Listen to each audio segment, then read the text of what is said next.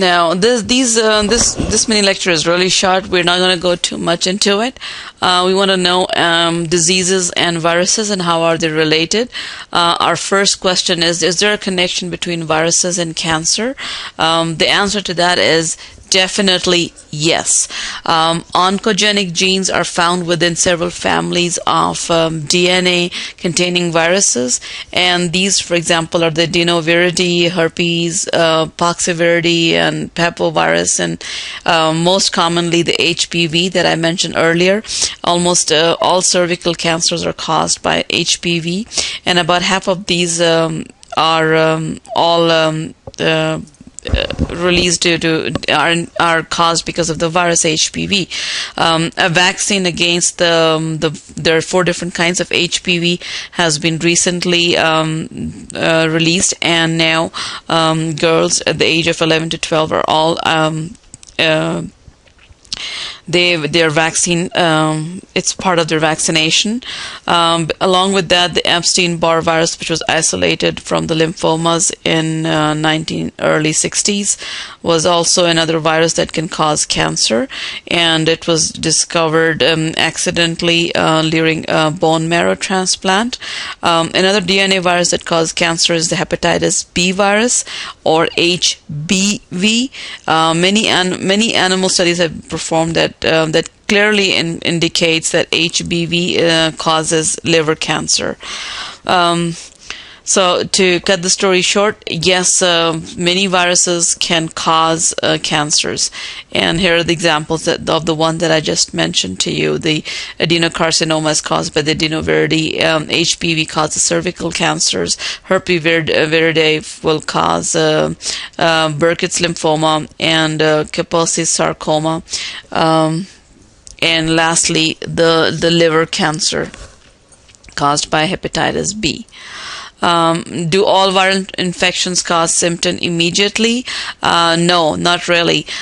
Sometimes the acute infection will come, on the onset after the exposure to the virus. Sometimes what happens is you get a latent period. That is, for many, many years, the virus can actually be inactive, and later in life, it will cause certain issues. For example, the chickenpox virus can exist in a latent state for a very long time, and the virus will actually gain access to the skin via the blood, and it may then enter the nerves, where they remain latent for many years, and then suddenly shingles or rashes appears on the skin, and they are very painful, and the nerves is active at that time, and shingles can occurs in 10 to 20% of the people who've had chicken pox. So yes, there can be a latent infection also in the HPV virus that can infect, and the activity of the virus can be seen many years later. Same thing with the herpes virus that can reactivate by immunosuppression, for example AIDS, and the resulting infection may be fatal. Usually these infections can be fatal, and they gradually appear in worsen of symptoms, and sometimes some acute form of measles can also can take place. So that's what a latent infection means. Let's look at almost the end. We have 2 more terms. One is prions. As to what are prions? Prions are actually proteins that cause infection.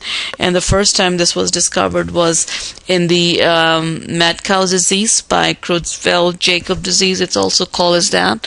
And this disease was mainly discovered in Great Britain when certain neurological diseases, or the spongiform encephalitis, or that it was vacuoles, were developed in the brain. These are not viruses, they're infectious proteins, and thus they can be inherited and transmittable by ingestion, transplant, or certain instruments. So this concludes our infectious diseases that are caused by viruses and prions.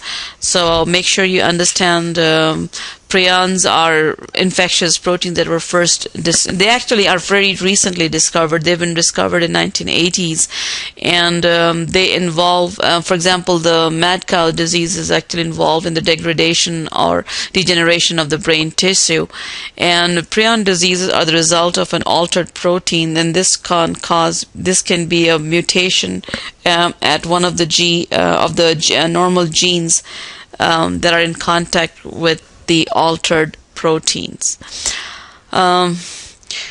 Besides that, there are certain plant viruses that enter the plant through wounds or with invasive parasites such as insects, and some plant viruses also multiply within the insect cells, and these actually work as vectors, because when these insects and they infect certain other organisms, and they carry those viral diseases.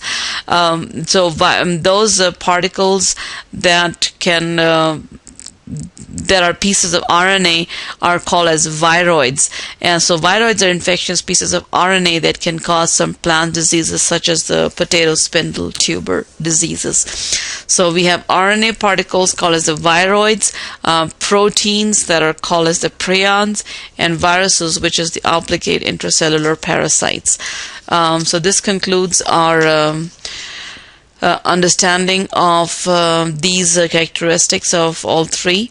Make sure you review this lecture, and we'll go on to the next ones. So this concludes this chapter.